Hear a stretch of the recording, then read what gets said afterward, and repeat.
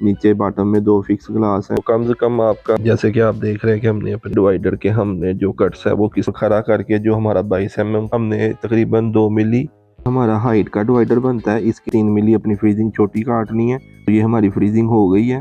अब जो थोड़ा थोड़ा गैप आता है कट्स लगाने ही हमारा गैप आएगा। ये देखें, ये हमारे क्लिप ने इस तरह हमने कट्स लगाया था, इसको भी लगाना है। तो ये माशाल्लाह हमारा जो क्लिप, अभी हम अपने हाइटों के जो क्लिप है वो लगाते हैं। जो हमारा माइनस होता है जो उसमें से आपने 2 सेंटी 2 ये शटर का एक सैंपल का पीस मैंने कट किया है के साथ। अभी हमने अपना व्हील, इसकी जो वीडियो है क्लिक लॉक की, वो टॉप का कट्स भी हमारा जो, और टॉप की तरफ आप देखें बिल्कुल जो नीचे वाली साइड है वो आके हमने क्लिप को 1 सेंटी लूज करता हूँ। तो मैंने आपको एक जो ग्लास है वो इसके अंदर डबड बनने से पहले हाथ की मदद से फिक्स फ्रेम के अंदर जो आर्च का वो जुड़ चुका है। लाइनें हम सीधी लगा लेंगे और उधर से बिल्कुल हमने लेवल कर